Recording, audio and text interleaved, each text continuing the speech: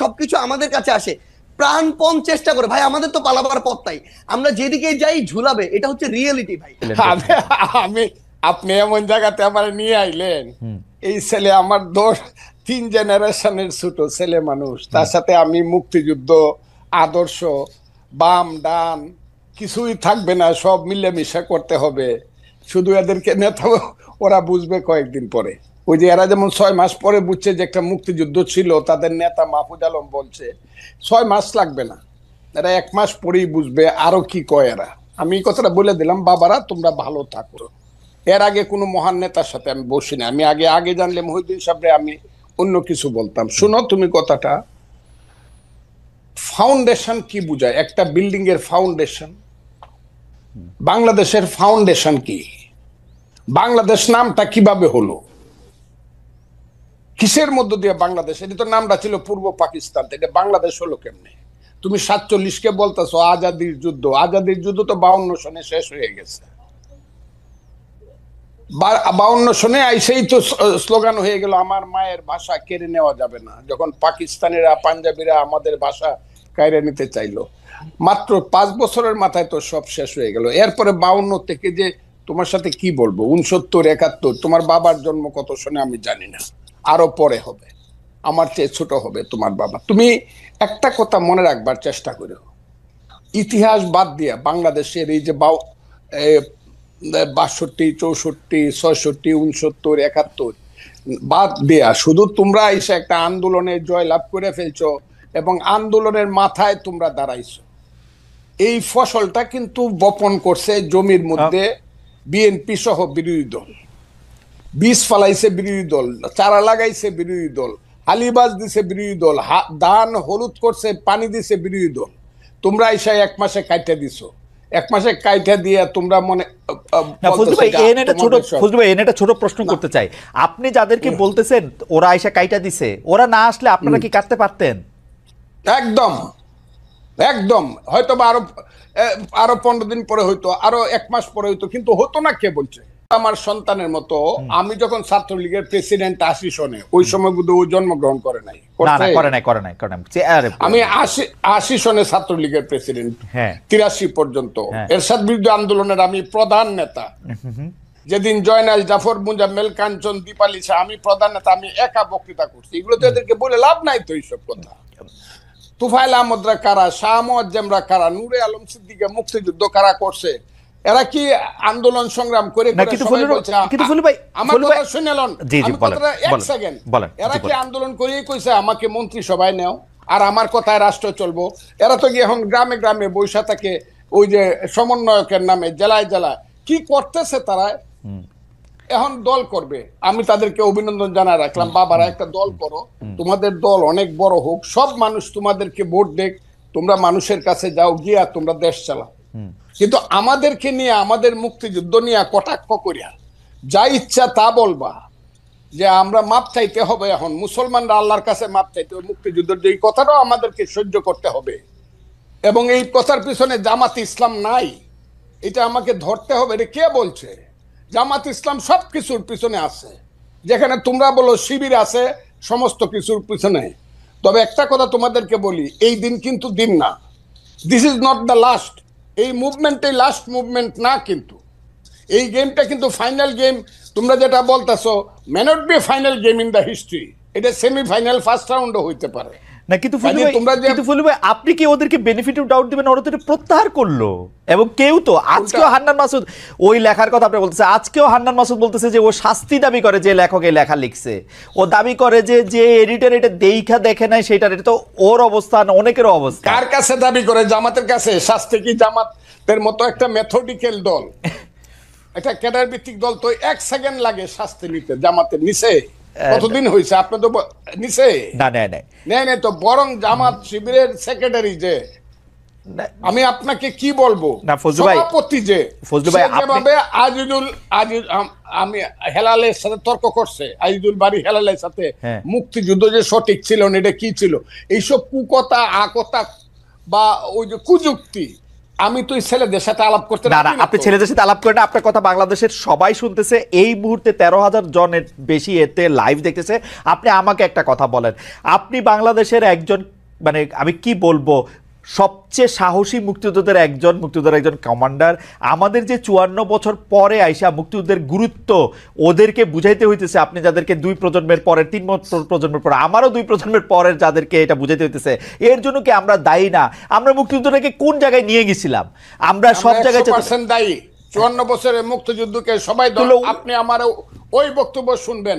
জি। আমি আমার সন্তানকে বলবো, ওই যে আমি বলছি যে প্রথম দিন থেকেই মুক্তিযুদ্ধের ট্রেনটা ভুল লাইনে উঠছিল। শুনছেন আপনি আমার এই বক্তব্যটা? এটা আমি কারে বলছি কিন্তু ফজলু ভাই, আমার একটা আফসোস কি জানেন, যেই কথা আপনি ধরেন 1972, 73, 74 সালে আপনি বলতেছেন, 30 বছর 35 বছরের একটা দুর্দণ্ড প্রতাপশালী যুবক, সেই কথাই যখন আবার ওরা বলে, ওর কাছাকাছি কথা বললে আপনি এটা সহ্য করতে পারতেছেন না, এটার কারণটা কি আসলে? না, ওরা তো মুক্তিযুদ্ধটাকে মাকে অস্বীকার করে। মাকে যে অস্বীকার করে সে সন্তান না। আমি তো মাকে অস্বীকার করি না। আমি বলি আমার মাকে ভুল পথে নেওয়া হয়েছে, আমি বলি সেইটা। আমি তো মাকে অস্বীকার করি না, তো মা অস্বীকার করে। তাই নাকি? আমি মুক্তিযুদ্ধ তো অস্বীকার করি না, আমি বলি মুক্তিযুদ্ধের ট্রেনটাকে ভুল পথে চালানো। আমি বলি তো সেইটা।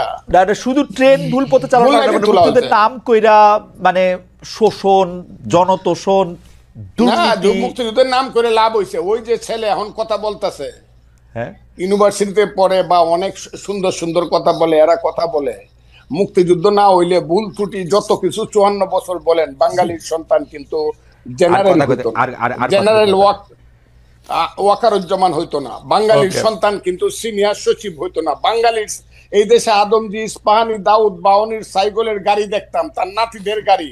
আমাদের সেই ছেলে যে এখন ওদের যে নেতা হাসনাত আব্দুল্লাহ, আমি তাকে ধন্যবাদ দিব। সে বলছে আমি 4 কোটি টাকা দামের গাড়ি দৌড়াই। 4 কোটি টাকার গাড়ি বাঙালি ছেলেদের থাকতো না। আদমজির নাতি রোলস রয়েস গাড়ি আমাদের দেখতে হতো। মুক্তিযুদ্ধ হয়েছে বলেই বাঙালি বলতে পারে 36,000 কোটি টাকা চুরি করার মতো সুবিধা হয়েছে। না হইলে দাঁড়ায় দাঁড়ায় দেখতে হইতো পাঞ্জাবিরা কি করে দেশ লুট করে, আর আমাদের মেয়েদেরকে নিয়ে গিয়ে সুন্দর সুন্দর বাগনা বানায়।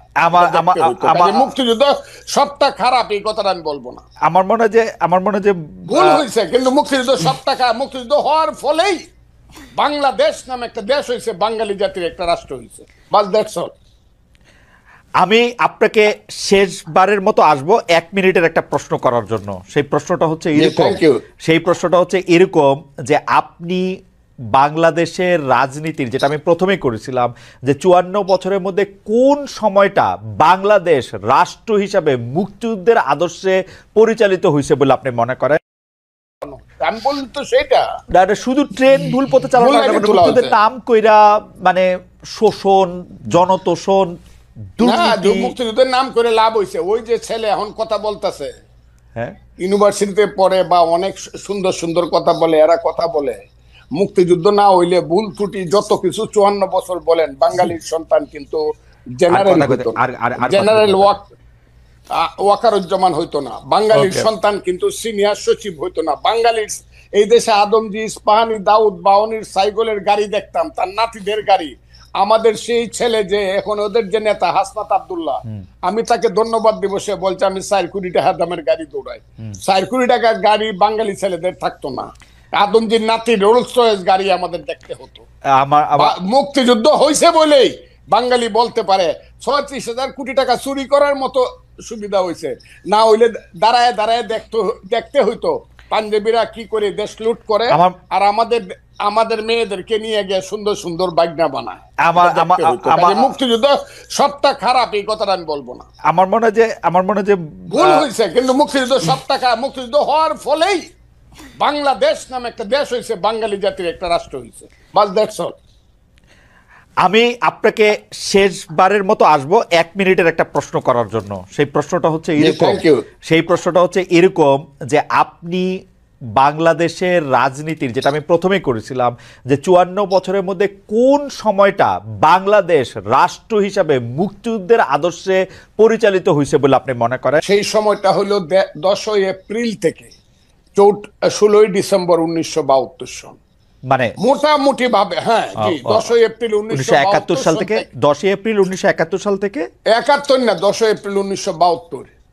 মুক্তিযুদ্ধের পরের কথা বলছি আমি, ওকে, থেকে 4টা এবং আলটিমেটলি 16ই ডিসেম্বর পর্যন্ত মানে ওই পথে, মুক্তিযুদ্ধের পথে দেশটা চলছিল। কেন?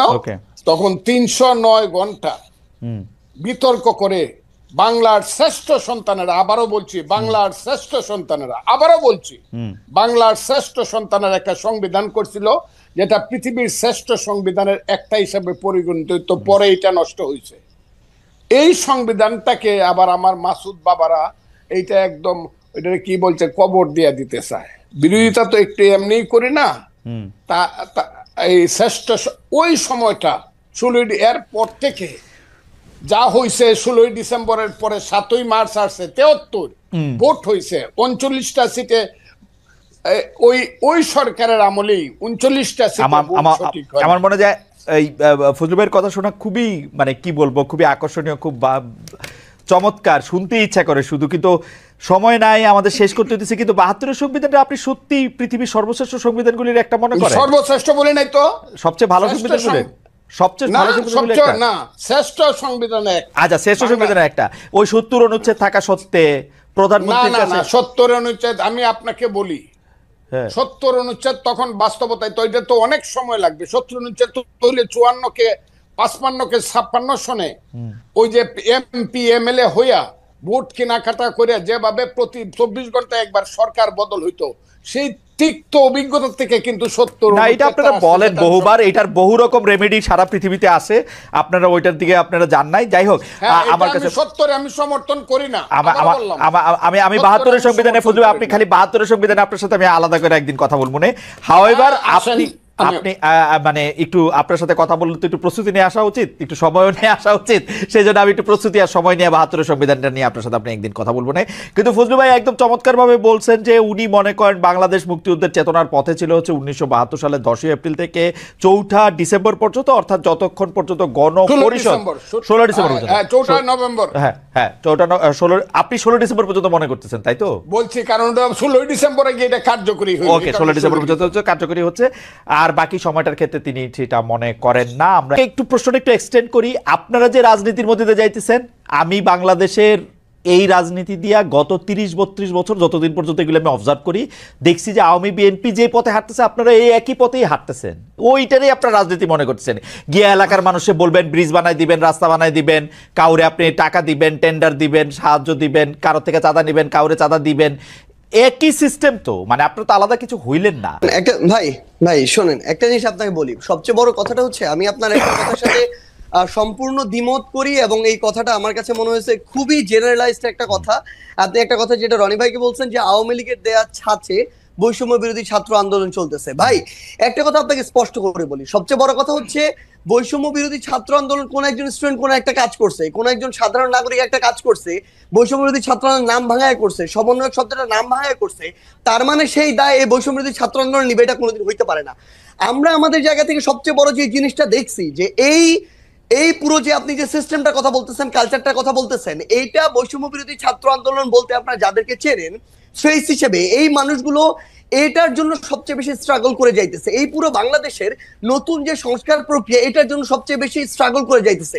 কোন জায়গাটা থেকে? আসলে এই যে বাংলাদেশে বিগত 16 বছরে এই যে একটা কালচার এস্টাবলিশ করে দেওয়া হয়েছে, মানুষের রন্ধ্রে রন্ধ্রে এই যে বিভিন্ন তোষামোদি, কালপ্রিটগিরি বিহেভিয়ার গুলো ঢুকে গেছে, এই যে বিভিন্ন রকম অপকর্মের সাথে জড়িত হওয়ার প্রবণতা ঢুকে গেছে, ব্যক্তি স্বার্থ এই যে চিন্তা করার যে প্রবণতা ঢুকে গেছে, মানুষ সামগ্রিকভাবে কালেকটিভলি এই জায়গাটা থেকে এখনো বের হইতে পারতেছে না। মানুষ এখন প্রত্যেকদিন 100টা তদবির নিয়ে আসে, মানুষ এখনো তাদের জায়গা থেকে নিজেরটা দেখে শুধুমাত্র যে আমি ট্রান্সফার নিয়ে আজকে যদি ভোলা থেকে ঢাকায় যাই আমার ফ্যামিলি একটু ভালো থাকবে, কিন্তু ঢাকার যে ফ্যামিলিটা বরিশালে যাবে তার কি হলো সেটা মানুষ চিন্তা করে না। আপনি যদি আজকে দেখেন এই পুরো বাংলাদেশের যে রাজনৈতিক দলগুলো, এই দলগুলো বিগত অর্ধ শতাব্দী ধরে যেই পলিটিক্যাল কালচারটা প্র্যাকটিস করে আজকের এই অবস্থানে আসছে, এই অভ্যুত্থানের পরও ওই পলিটিক্যাল কালচার থেকে ওই পলিটিক্যাল দলগুলো বের হইতে পারে না, তার রাজনৈতিক নেতৃবৃন্দ বের হইতে পারে। ভাই শেষ করি, একটু শেষ করি ভাই। ভাই আমরা তো চোখের সামনে থেকে দেখতেছি, আপনাকে বলি ভাই, আপনি তো বাইরে থেকে দেখতেছেন, আমরা চোখের সামনে থেকে দেখতেছি। আপনাকে বলি আজকে এই যে এত এত রক্তের উপরে দাঁড়িয়ে, খুনের হত্যার উপরে দাঁড়িয়ে, লাশের উপরে দাঁড়িয়ে এই যে সরকার, আমরা তো সরকার সরাসরি নাই, কিন্তু আমরা সরকারকেও দেখতে পাচ্ছি, মাঠকেও দেখতে পাচ্ছি। আমাদের সবচেয়ে বড় যে সুবিধাটা হয়েছে, মানুষের না আসল চরিত্রটা আমরা দেখতে পাচ্ছি। বড় বড় রাজনীতিবিদ, বড় বড় সুশীল, বড় বড় শিক্ষাবিদ, বড় বড় মিডিয়া ব্যক্তিত্ব, এগুলো আপনার সামনে যতটা ভদ্র যেভাবে প্রেজেন্ট করে, ভিতরে এক একটা কালপ্রিট এবং ভণ্ড। এরা ভিতরে ভিতরে নেগোসিয়েশন করে, ভিতরে ভিতরে এরা তদবির করে, ভিতরে ভিতরে এরা আগের কালচারটা এস্টাবলিশ করার জন্য মাঠে তাদের ছেলেদেরকে পাঠায় চাঁদাবাজি করে, উপরে এসে বলে কে ওখানে চাঁদাবাজি করতে গেছে। এই যে রাজনৈতিক দলের বড় বড় যে নেতাকর্মীগুলো, তারা যদি মাঠ পর্যায়ে বাংলাদেশের বড় রাজনৈতিক দলগুলো সহযোগিতা না করে, তাদের যারা কর্মী তাদেরকে তলে তলে ওই ভিতরে পাঠায়, আবার উপরে উপরে। আজকে আপনি দেখেন কেন আওয়ামী লীগের বিচার হইতেছে না। আওয়ামী লীগের বড় বড় নেতা কর্মীগুলোকে শেল্টার দিয়ে রাখছে। আমি বলি, জেলা আওয়ামী লীগের সাধারণ সম্পাদক সভাপতিকে শেল্টার দিচ্ছে জেলার অন্য কোন বড় রাজনৈতিক দলের সভাপতি সাধারণ সম্পাদক। This is the bitter truth. এই শেল্টার দিতেছে টাকার বিনিময়ে, এই শেল্টার দিতেছে ম্যান পাওয়ারের বিনিময়ে, অথবা এটা চিন্তা করতেছে আজকে থেকে 5-10 বছর পরে তার যদি খারাপ সময় আসে, সে তাকে শেল্টার দেবে। ভাই একটু জাস্ট ফিনিশিংটা দেন। আচ্ছা, সামগ্রিকভাবে শুরু বলি।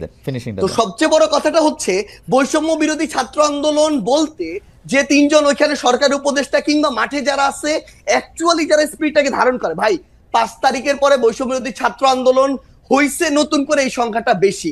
তারা এই নাম ভাঙায় খাইতেছে আরো বেশি। এবং এই মানুষগুলো থেকে শুরু করে অন্যান্য যারা আছে, তারা যদি তাদের জায়গা থেকে যেটুকু সহযোগিতা করা দরকার, এরা শেখ হাসিনার বিরুদ্ধে যেভাবে সহযোগিতা করছে, ওই সহযোগিতা যদি থাকতো, বাংলাদেশ 6 মাসে প্রত্যাশার চেয়ে বেশি পরিবর্তন হইতো। কিন্তু সবচেয়ে বড় সমস্যা হচ্ছে, আমরা তো সামনে থেকে ওইখানে থেকে ফেসটা পরিচিত হয়ে যাওয়ার কারণে সবকিছু আমাদের কাছে আসে, প্রাণপণ চেষ্টা করে। ভাই আমাদের তো পালাবার পথ নাই, আমরা যেদিকে যাই ঝুলাবে, এটা হচ্ছে রিয়েলিটি। ভাই সামগ্রিক যে স্টেক হোল্ডার গুলো, এগুলো তো বিগত কালচার গুলোর সাথে অতপ্রতভাবে জড়িত এবং সহযোগী। এরা যদি এই কালচার থেকে বের না হয়, বৈষম্য বিরোধী ছাত্র আন্দোলন বলতে যাদেরকে চেনেন বা যারা আছে, তারা তাদের জায়গা থেকে যতটুকুই কাজ করুক না কেন, ওই কাজগুলো আওয়ামী লীগের মতো করে হয়ে যাচ্ছে। আপনারা তদবির করতেছেন তো, বিভিন্ন জায়গায় আপনারা তদবির করতেছেন তো, করতেছেন না? আসতেছে আপনাদের কাছে ভাই, শুনেন ভাই, আসতেছে 100টা, হ্যাঁ, করতেছি না ভাই। আপনি একটা রেফারেন্স বের করে দেখাবেন যে এই তদবিরটা করছি। এবং যদি কোনো একটা ক্ষেত্রে, ভাই বলি, ধরেন কোন একটা জেলার ডিসি ওই জায়গায় গিয়ে এখনো রাজনৈতিক দলের তোষামোদি করতেছে, জনগণের চিন্তা না করে নির্দিষ্ট কিছু মানুষের এজেন্ডা বাস্তবায়ন করতেছে, ওই এলাকার মানুষ, জনগণ, ছাত্র প্রতিনিধি সবাই একসাথে এসে যখন বলে, তখন এই দাবিটা তুলছি। কিন্তু আপনি এটা যখন জনগণের ক্ষেত্রে হবে, দেশের স্বার্থ হবে, তখন আমরা আমাদের জায়গা থেকে দাবি তুলবো। আপনি এটা একটা एग्जांपल দেখাবেন। আমি দেখাবো সার্জিস, আমি একটা एग्जांपल দেখাবো, একটা एग्जांपल দেখাই, অবশ্যই আমার একটা एग्जांपल দেখাই, একটা एग्जांपल, হ্যাঁ আপনারই দেখাই। আমার এটা বলতে মানে এটা খুব ইচ্ছা ছিল না, কিন্তু যাই হোক, একজন জুডিশিয়ারির একজন খুব উঁচু পদের কর্মকর্তা আমাকে জানিয়েছেন, আমি বলি। সেটা হচ্ছে, আপনার বাবার তদবিরের কারণে নিয়োগ বন্ধ করে দেওয়ায় পঞ্চগড়ের জেলা জজ আর চিফ জুডিশিয়াল ম্যাজিস্ট্রেটকে মিনিস্ট্রিতে অ্যাটাচড করা হয়েছে। ভাই শোনেন, একটা কথা বলি, মানে এই যে এটার চেয়ে বড় প্রোপাগান্ডা। এবং আপনি শোনেন, জাস্ট একটা एग्जांपल, পুরো পঞ্চগড় জেলার যত মানুষ আছে তাদেরকে জিজ্ঞাসা করবেন, পুরো পঞ্চগড় জেলার বৈষম্য বিরোধী ছাত্র আন্দোলন আছে তাদেরকে জিজ্ঞাসা করবেন, পুরো পঞ্চগড় জেলার বৈষম্য বিরোধী ছাত্র আন্দোলন পুরো জেলা কোর্ট থেকে শুরু করে এভরিথিং ব্লক করে রাখছিল শুধু একটা কারণে, এই জেলা জজ এবং চিফ জুডিশিয়াল ম্যাজিস্ট্রেট তারা তাদের জায়গা থেকে একটা নিয়োগ প্রক্রিয়ার পরীক্ষার আগে তারা বিভিন্ন জায়গায় ম্যান সেট করে রাখছিল। এবং ওইখানে যারা পরীক্ষার্থী ছিল তাদের প্রতিবাদের মুখে পড়ে তারা পরীক্ষাটা পর্যন্ত বন্ধ করে দিতে বাধ্য হয়। এবং সবচেয়ে মজার বিষয় হচ্ছে, একটু অ্যাড করি ভাই, সবচেয়ে মজার বিষয় হচ্ছে, ওইখানে অ্যাপ্লাই করেছিল মনে করেন 2000 স্টুডেন্ট, তারা তাদের মতো করে বিভিন্ন এক্সকিউজ দিয়ে প্রায় অর্ধেক স্টুডেন্টকে পরীক্ষা দিতেই দেয় না, বাকিদেরকে দিয়েছিল। এবং এরপর এটা পর্যন্ত রেফারেন্স ওই স্টুডেন্টদের পরীক্ষার্থীদের কাছে চলে গিয়েছিল, বিভিন্ন পলিটিক্যাল দল তাদের জায়গা থেকে লিস্ট পাঠিয়েছিল। এবং এই চিফ জুডিশিয়াল ম্যাজিস্ট্রেট এবং জেলা জজ যিনি রয়েছেন, তারা বিগত সময়ে আওয়ামী লীগের সময়ে, তারা ওই সময় যে আইন এবং বিচার মন্ত্রণালয়ের যিনি মন্ত্রী ছিলেন, তার লিস্ট দেখে দেখে পঞ্চগড়ে নিয়োগ দিয়েছে। এই অভিযোগগুলো এক করে পুরো পঞ্চগড় জেলার ওই পরীক্ষা যারা পরীক্ষার্থী তারা রাজপথে নেমেছিল, মানুষ নেমেছিল, বৈষম্যবিরোধী ছাত্র আন্দোলন নেমেছিল। কোন সিঙ্গেল একজন পার্সন যদি এটা বলতে পারে, ভাই আমিও বলতে পারি, খালেদ মহিউদ্দিন ভাই বিগত সময়ে এরকম অনেক কঠিন কঠিন টকশো করেছেন, কিন্তু তারপরও আওয়ামী লীগের বিরুদ্ধে কঠোর হন নাই। সাপোজ এটা এরকম আসতেছে, এই জন্য ভাই 100 কোটি টাকা পেয়েছিলেন, এটা আমি বললাম, কিন্তু এটা কোনোদিন সত্য হইতে পারে না। আপনি সিঙ্গেল এরকম একটা দেখাবেন যে কেউ একজন বলবে যে আমাদের একটা রেফারেন্স ওই জায়গায় গিয়েছিল, যে কারণে আমরা এটা বাধা দিয়েছি। প্রথম কথা যে আপনারা এটা খুব ভালো করে জানেন, আপনারা কিন্তু রাজনৈতিক আন্দোলন করেন নাই রে ভাই, আপনারা কিন্তু রাজনৈতিক আন্দোলন করেন নাই, আপনারা চাকরি আন্দোলন করছেন। ভাই সবচেয়ে বড় শুনেন, আপনার কাছে অভিযোগটা আসছে, তারপর আপনি এটা সমাধান করলেন, ব্যাপারটা কিরকম? না না না, আমার কাছে অভিযোগ কেন আসবে? আমার কাছে কোনো অভিযোগই আসে নাই। আমরা আমাদের জায়গা থেকে যে জিনিসটা দেখেছিলাম যে যখন পঞ্চগড় জেলার বৈষম্যবিরোধী ছাত্র আন্দোলন এই একটা মানে আগে থেকেই ঠিক করা নিয়োগ প্রক্রিয়ায় যাচ্ছিল, এবং তাদের আগের রেকর্ড গুলো এরকম যে বিভিন্ন রেফারেন্সে, বিভিন্ন সুপারিশে এবং অর্থ লেনদেনের মধ্য দিয়ে তারা নিয়োগ দিয়েছে। পুরো বৈষম্যবিরোধী ছাত্র আন্দোলন শুধু না, পুরো পঞ্চগড় জেলা জজ কোর্ট জানি, যত অ্যাডভোকেট আছে সবাই জানে যে তারা এগুলোর সাথে জড়িত। ভাই শেষ করি তো, তখন যখন তারা এই আন্দোলনে নামে, সেই জায়গার জেলা প্রশাসক থেকে শুরু করে জেলা পুলিশ সুপার এবং অন্যান্য যারা, ইভেন আইন এবং বিচার মন্ত্রণালয়ের যারা যিনি দায়িত্বে রয়েছেন সচিব হিসেবে বা অন্যান্য হিসেবে, তারা তাদের জায়গা থেকে এই বিষয়টি শুধু আমাকে বলেছিল যে এইটুকু যেন দেখা যায় যে স্টুডেন্টরা যেন ওখানে ভাঙচুর না করে বিচারিক প্রাঙ্গণে। সেই জায়গাটিতে আমরা আমাদের জায়গা থেকে বৈষম্যবিরোধী ছাত্র আন্দোলনকে বলেছিলাম তারা তাদের যৌক্তিক আন্দোলন চালিয়ে থাক, কিন্তু তারা যেন কোনো ভাঙচুর প্রক্রিয়া রাখে, এইটুকু। এটা হচ্ছে প্রশাসনিক বিষয় ভাই, কিন্তু না ভাই আমার মনে হয় যে একটা কথা অ্যাড করতে হবে ভাই, একটা কথা অ্যাড করতে হবে, সেটা হচ্ছে সবচেয়ে বড় বিষয় হইতেছে কি ভাই, কিছুদিন আগে আমি এরকম দেখছিলাম সোহরাওয়ার্দী মেডিকেলে একটা প্রেসক্রিপশনে লেখা সমন্বয়ক সার্জিস আলমের আত্মীয়, বাড়ি হচ্ছে নাটোর না পাবনা, এরকম কিছু একটা জায়গা। আমার 14 গোষ্ঠীতে ভাই এখানে কেউ নাই। এখন অল্প কিছু নাম যেহেতু সবাই জানে, এই নামগুলোকে বিভিন্নভাবে ব্যবহার করা হয়। যখন দেখতেছে তার প্রত্যাশিত কিছু একটা হচ্ছে না, তখন যাকে তার সন্দেহ হচ্ছে তার বিরুদ্ধে এরকম এলিগেশন দিয়ে দিচ্ছে। কিন্তু এটা যখন ভাই একটা জিনিস শুধু বলি, এটা যখন আপনি আপনার জায়গায় এরকম, আপনি ভাই আমাদের কাছে অনেক রেসপেক্টেড, একদম সোজা বাংলা কথা বলি ভাই, সো সেই জায়গায় যখন এরকম মানে এরকম একটা কথা চলে আসে, কেউ একজন বললো ওইটা এরকম একটা মেইন স্ট্রিম জায়গায় চলে আসে, এটা খুবই অপ্রত্যাশিত। আর আপনাকে যদি অফিসের কথা এবং এই কথাটা বলি ভাই, আমি আমার জেলায় এ পর্যন্ত 8000 কম্বল দিয়েছি ভাই। এই টাকাটা কোনো চাঁদার টাকা না। এই 8000 কম্বল আমি যদি ওই মানুষগুলোর সাথে যোগাযোগ করে না নিতাম, ওই মানুষগুলো অন্য কাউকে দিত। বাংলাদেশে এরকম অন্তত কয়েক হাজার মানুষ আছে যারা প্রত্যেক বছর 10-20 হাজার কম্বল বিভিন্ন জায়গায় দেয়। আমি এর মধ্যে মনে করেন 10 জন মানুষের খোঁজ পেয়েছি বা খুঁজে বের করেছি। আমি ওটাতে যাচ্ছি ভাই, আমি তাদেরকে বলেছি যে ভাই আমার পঞ্চগড়ে প্রচন্ড শীত, আপনি যদি আমাকেও 1000 দিতেন, আমি আমার মাধ্যমে বিতরণ করতাম, তাহলে ভালো হতো।